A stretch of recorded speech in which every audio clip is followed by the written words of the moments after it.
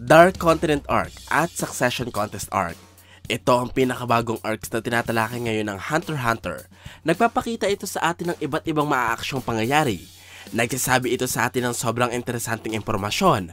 At ang mga arcs na ito ay nagpakilala sa atin ng mga bagong karakter na nagtatagli ng mga espesyal na abilities.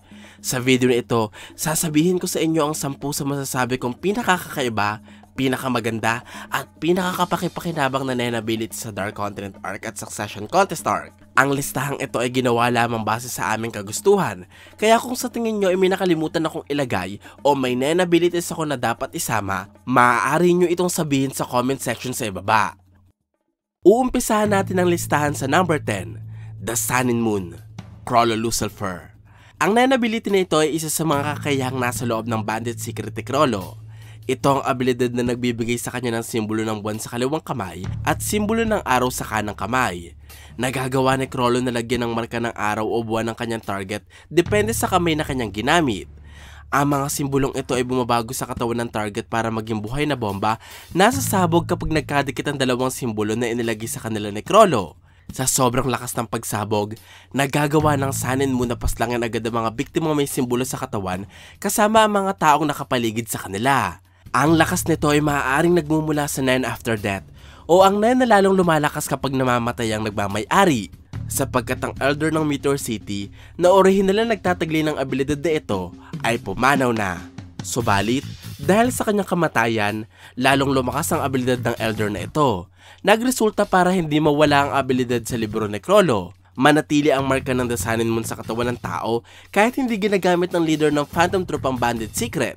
At mapatay ni Chrollo si Hisoka dahil sa lakas ng pinsalang dulot ng abilidad. Sa kabila ng lahat ng ito, ang rason kaya nasa ika-9 na pwesto ng ating listahan ng The Sun and Moon ay dahil para magamit ito ng epektibo, kinakailangan ni Chrollo ng iba pang manipulation abilities na kokontrol sa mga taong may marka ng The Sun and Moon. Sa madaling salita, kung wala kang maraming abilidad na meron si Chrollo, lalong magiging komplikado ang paggamit sa The Sun and Moon. Number 9. Hanzo Skill 4, Art of the Doppelganger. Hanzo. Ang ability na ito ay ang kakayahang nagpapahintulot sa hunter na si Hanzo na makalikha ng doble ng kanyang sarili. Nagagawa niya ito kapag nilalagay niya ang kanyang katawan sa estadong maihahalin tulad sa pag-idlip at kapag lubhan niyang pinapalalim ang kanyang konsentrasyon para gamitin ang abilidad. Ang doble ni Hanzo ay humihiwalay sa kanyang katawan na parang kaluluwa. Nakakalutang ito sa ere at nakakatago sa mga pader. Hindi makikita si Hanzo ng mga taong hindi gumagamit ng Nen, kaya nakakakilos siya ng mas malaya at nakakagalaw ng hindi napapansin. Maaaring piliin ni Hanzo na magpakita sa iba at alisin ang malakaluluwang estado ng kanyang doble para gamitin itong pang-atake. Kakayahang sobrang nababagay sa kasanayan ni Hanzo bilang ninja. Upang mapahinto ang paggamit sa Art of the Doppelganger, kinakailangan ni Hanzo na bumalik sa orihinal niyang katawan. Pwede ring mapatigil ang abilidad kung may kakausap o hahawak sa kanyang katawan. At syempre, mahihinto ang paggana ng Art of the Doppelganger kung may papaslang kay Hanzo habang malayo siya sa kanyang katawan. Ito ang dahilan kaya napunta sa ika-9 na pwesto ang abilidad, sapagkat kahit kapakipakinabang ang dobling nalikha ni Hanzo, naiiwan naman niyang walang depensa at kalaban-laban ang orihinal niyang katawan. Number 8. Biohazard, Hinrik Bigandofna. Ang underboss ng Shio family ay nagtatagli ng kapangyarihang baguhin ang anyo ng mga kagamitan na kanyang hinahawakan patungo sa mga buhay na hayop o nilalang. Kaya niyang gawing ahas sa mga baril, buhayin ang mga posas para maging kalapati, at baguhin ang isang transmitter upang mag-anyong tulya. Napaka-espesyal na kakayahang ito sapagkat kahit pa man naging buhay na hayop ang mga bagay, napapanatili ni Hinrik ang kanilang gamit. Halimbawa ay noong binago niya ang isang video camera para maging pusa, tumulong ito kay Hinrik na mai-record ng mga nangyayari sa isang lugar, nang hindi nalalaman ng kahit na sinong tao na ang pusa ay isang video camera. Noong papanoorin na ni Hinrik ang mga na-record na pangyayari, nagawa niyang pabalikan sa orihinal na anyo ang video camera gamit ang kanyang biohazard.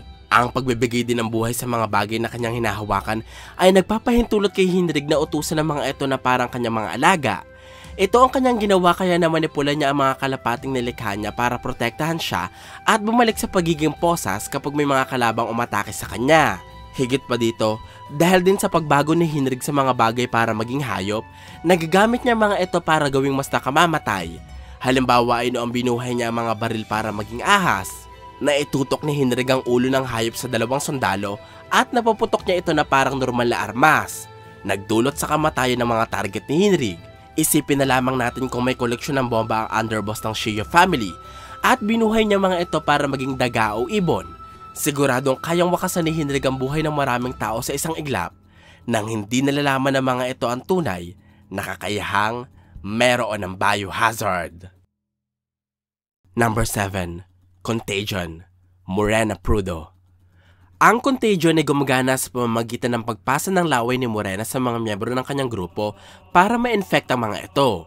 Sa oras na makuha nila ang epekto ng Contagion, magkakaroon ng mga taong ito ng kakayahang palakasin ang kanilang sarili sa pamamagitan ng pagpaslang.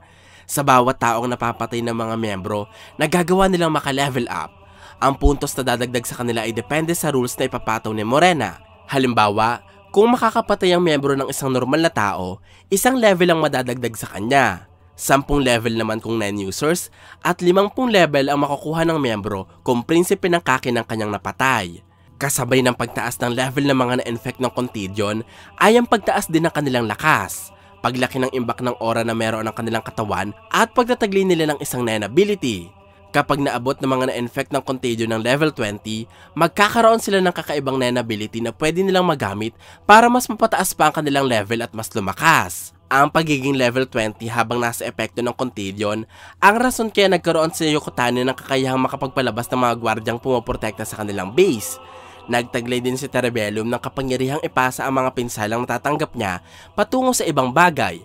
At nabiyayaan din ng Contagion si Luwini ng isang teleportation ability na nagagamit para makapunta ang kriminal sa iba't ibang panig ng barko. Maliban sa pagiging level 20, kapag narating ng mga miyembro ang level 100, magiging member 0 na rin sila katulad ni Morena at maaari na rin sila makabuo ng isang grupo na susunod sa batas ng sarili nilang Contagion. Number 6. Cross Game, Mezeistom Nana. Sa paggamit ng Nen ability na ito, gumagamit ang Ox ng Zodiacs ng 3 card na may iba't ibang kulay at epekto. Ang yellow card ay naglalagay sa mga kalaban ni Mezeistom patungo sa ilalim ng kanyang kontrol. Ang blue card naman ay merong epekto na nagdadala sa target ng hunter papuntang courtroom. At ang red naman ay nagtatagli ng kakayahang paalisin ng target ni Mezeistom. Hindi pa masyadong napapakita ang lahat ng kapakinabangang meron ng cross game. Pero, ang dahilan kaya napunta ito sa ika-6 na pwesto ng ating listahan ay dulot ng pagpapamalas ni Mezeistom ng isa sa mga card. Kapag ginamit ng hunter ang yellow card, ipinakita ito sa kanyang mga target at nagbitaw ng babala, kinakailangan sundin ng mga ito ang kagustuhan ni Mezeistom. Dahil kapag binaliwala nila ang mga sinabi nito, ipapakita ng hunter ang likod ng card na may nakalagay na restraint. Magdudulot para makulong ang mga target ni Mezeistom sa isang espasyo na parang hawla at mawawalan sila ng kakayahang makakilos. Sobrang napakaganda ng abilidad na ito sapagkat pwedeng asahan ni Mezeistom ang yellow card kahit ilang beses. Gamitin ito sa maraming target ng sabay-sabay at parusahan ng mga taong naapektuhan ng kanyang Nen ability habang hindi sila makagalaw. Hindi pa natin alam kung ano ang epektong meron ng kakayahan ng ibang cards ni Mezeistom. Pero sapat na ang ating nalalaman para ituring ang kanyang Nen ability bilang isang mapanganib na kakayahan. Number 5. Possession Arrow, Hulkenberg Huiguru. Matapos na isi ng ika-9 na prinsipeng manalo sa succession contest, nagkaroon siya ng isang Nen ability na nagpapagamit sa kanya ng aura ng kanyang mga tagapagsilbi. Ang nag-uumapaw na Nen na ito ay bumalot sa katawan ni Hulkenberg na parang isang baluti at nag-anyo para maging pana at palasong magagamit ni Hulkenberg bilang armas. Ang espesyal na palasong ito na gawa sa Nen ay maaaring pakawalan ng ika-9 na prinsipe patungo sa kanyang mga kalaban. Ang palasong ito ay mabilis na tatama sa target ni Hulkenberg. Hindi rin ito maaaring pigilan at lalong hindi ito mahaharangan kahit ng mga Nen abilities na ginagamit pang depensa. Sa pagkakataong tumama ang palason ng target ni Hulkenberg, mapupunta sa kanila ang kaluluwa ng isa sa mga tagapaglingkod ng ika-9 na prinsipe at hindi siya makakabalik hanggat hindi namamatay ang target at tinamaan ng palaso. Sa madaling salita, pwedeng gamitin ng ilang ulit nila Hulkenberg ang abilidad at ipatama ito sa kanilang mga kalaban. Pagkatapos ay uutusan ng prinsipe ang kanyang mga tauhan na magpanggap bilang isang taong kanilang sinaniban o magpakamatay para kitilin ang buhay ng kanilang kalaban. Number 4. Cat's name, Camila Huiguru. Ang nen ability na ito ng ikalawang prinsesa ng Kakin ay napapagana sa pamamagitan ng espesyal na paraan, sapagkat nagagamit lamang ito ni Camila kapag dumating na siya sa kanyang kamatayan. Sa oras na may mga kalabang pumatay sa prinsesa, makakatawag ang kanyang bangkay ng isang dambuhalang nenbeast at mapapasulpot ito sa likod ng taong pumatay sa kanya. Ang nilalang ay may wangis ng isang itim na pusa at merong malalaking kamay na pipistil sa katawan at pipiga sa life energy ng taong pumaslang kay Camila. Ang nakuhang life energy ay mapupunta sa buntot ng pusa at ibubuhos ito ng nenbeast sa bibig ng namatay na prinsesa upang pagalingin ito sa pinsalang natamo at muli itong buhayin. Napakaganda ng cat's name ni Camila sapagkat nagbibigay ito sa kanya ng kasiguradahang hindi siya mapapatay ng kahit na sino. Tumutulong din ito sa kanya na pagbayarin ng mamamaslang na sumubok na kitilin ng kanyang buhay at pumoprotekta ito sa ikalawang prinsesa para katakutan ng kanyang mga kalaban. Ang cat's name ang isa sa mga iilang abilidad sa kwento na pinapagana ng nen after death o ang nen na lalong lumalakas kapag namamatay ang may-ari. Kaya ang buong potensyal na meron ito ay maaaring hindi pa natin alam at ipapakita pa lamang sa mga susunod na kabanata. Number 3. Benjamin Baton, Benjamin Huiguru. Ang nen ability ng unang prinsipe ay nagpapamana sa kanya ng abilidad na meron ng namatay niyang tauhan o sundalo. Kinakailangan na ang nen user na ito ay kabilang sa private army ni Benjamin, nakapagtapos sa Kakin's Royal Military Academy at sumampa ng katapatan sa unang prinsipe. Ang abilidad ng namatay na sundalo ay lalabas sa palad ng prinsipe at irerepresenta ng isa sa 4 na bituin sa kanyang kamay. Sa kasalukuyan, may 3 tapat na sundalo na si Benjamin na binawian na ng buhay. Kaya namana na rin ng prinsipe ang nen abilities na tinataglay nila. Kabilang dito ang Airblow ni Vincent, ang Secret Window ni Muse, at ang Cold Step ni Shikaku. Ang 3 abilidad na ito ay bahagyang naipakita sa kwento. Pero, base sa paraan ng paggamit sa kanila, masasabi natin na ang Airblow ay magagamit ni Benjamin pang opensa. Ang Cold Step naman ay pang depensa, at ang Secret Window naman ay pang espiya. Hindi natin alam kung ilang nen abilities ang kayang makuha ni Benjamin. Pero, kung nagkataon na pwede niyang makuha ang kakayahan ng lahat ng kanyang sundalo kapag namatay ang mga ito, magagamit ni Benjamin ang mabisang abilidad ni Rihan na labis na pangontra sa mga Guardian Spirit Beast. Ang mapanganib na kakayahan ni Yoshohi na kayang paslangin ng mga prinsipe ng palihim at makukuha rin ni Benjamin ang nen abilities ng mga sundalo niyang bihasa sa paggamit ng nen, kagaya nila Balsamilko, Bobby Mayna at Purikob kapag napaslang ang mga ito. Number 2. Steel Chain, Kurapika. Ang bawat daliri ng ating bida ay gumagamit ng iba't ibang klase ng kadena na merong iba't ibang kakayahan. Ang isa sa mga kadenang ito ay ang Steel Chain na nakakonekta sa hintuturo ni Kurapika. Ito ang kadena na merong hiringgilya o pangturok sa dulo. Nagagamit ito ng hunter pang tusok sa katawan ng kanyang mga kalaban upang higupin ang kanilang aura, tanggalin ang kakayahan nila sa paggamit ng nen at nakawin ang kanilang nen ability. Ang abilidad na nakuha ng Steel Chain ni Kurapika ay maaari niya magamit o maipahiram sa ibang tao. Nagagawa niya ito kapag pinapagana niya ang kanyang Emperor Time at pinapalabas ang Stealth Dolphin o isang nenbeast na nag-aanalisa sa abilidad na kinuha ni Kurapika at nagpapaalam sa hunter ng pangalan, gamit at kondisyong meron sa ninakaw na nen ability. Kapag ginamit ng ating bida ang kinuha niyang abilidad, magagamit niya lamang ito ng isang beses. At hindi ito mapapakinabangan ng orihinal na nagmamayari hanggat hindi pa tapos si Kurapika ang gamitin ito. Ang Steel Chain ang isa sa pinakamagandang abilidad na ipakita sa serye sapagkat hindi katulad ng ibang nen abilities na nangangailangan pa ng napakaraming kondisyon para manakaw ang kakayahan ng ibang nen user. Ang Steel Chain ay kailangan lamang itarak sa katawan ng kalaban ni Kurapika upang makuha ng hunter ang abilidad ng mga ito. Maliban dito, naaalis din ng ating bida ang kakayahan ng kanyang katunggali na lumaban, habang dinadagdagan ni Kurapika ang mga abilidad na pwede niyang gamitin. Number 1. Precognition, Chirin ni Huiguru. Ang nen ability na ito ng ika-4 na prinsipe ang isa sa pinaka-espesyal na kakayahang na ipresenta sa kwento, sapagkat nagagawa ng abilidad na ito na ipakita kay Chirnic ang mangyayari 10 segundo sa hinaharap. Nagagamit ng ika-4 na prinsipe ang kakayahan kapag sinasara niya ang kanyang mga mata at pumapasok sa estado ng Zetsu. Habang nasa kalagayang ito, nakakakita si Chirnic ng static na kadalasang nasisilayan sa mga telebisyon. Pagkatapos, ay masasaksihan ng prinsipe ang mangyayari sa kanya 10 segundo sa hinaharap kahit siya'y nakapikit. Habang pinapanood ni Chernik ang unang 10 segundo, hindi tumatakbo ang oras sa paligid. Wala ring nagbabago sa kasalukuyan at hindi gumagalaw ang mga pangyayari. Maliban na lamang kung tapos na sa Chernik na makita ang 10 segundo na magaganap sa hinaharap. Kapag nanatili pa rin nakapikit ang prinsipe matapos makita ang 10 segundo, tatakbo na ang oras at mangyayari na sa kasalukuyan ang mga bagay na nasaksihan ni Chernik sa kanyang precognition.